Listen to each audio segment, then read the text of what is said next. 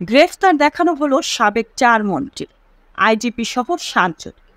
রাজধানীর তেজগাঁও থানার হত্যা মামলায় সাবেক মন্ত্রী রাশিদ খান মেনন, হাসানুল হক ইনু, ডাক্তার দীপুমণি, জুনাইদ আহমেদ পলক, আইজিপি আব্দুল্লাহ মামুন, সাংবাদিক শাকির আহমেদ ও ফারজানা রূপাকে গ্রেফতার দেখানো হয়েছে।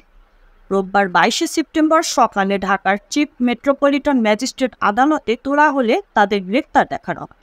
এ সময় পুলিশ ও রাষ্ট্রপক্ষ আদালতকে বলেন, ছাত্র জনতার আন্দোলন দমনে আসামিরা সরাসরি হস্তক্ষেপ করেছে। তাদের প্রত্যক্ষ সহযোগিতায় পুলিশ, আওয়ামী লীগ এবং দলটির অঙ্গ সহযোগী সংগঠনের নেতাকর্মীরা ছাত্র জনতার ওপর গুলি করেন। আসামিরা জামিন পেলে দেশ আবার অস্থিতিশীল হবে বলেও আদালতকে জানানো হয়। অপরদিকে আসামিদের বয়স এবং অসুস্থতা বিবেচনায় জামিন চান তাদের আইনজীবী। শুনানি শেষে আদালত তাদের জামিন নামঞ্জুর করে। এদিকে রোববার দোহার থানার বিস্ফোরক নিয়ন্ত্রণ আইনের মামলায় সালমান এফ রহমানকে আদালতে হাজির করা হয়। এ সময় তার রিমান্ড আবেদন করা হয়।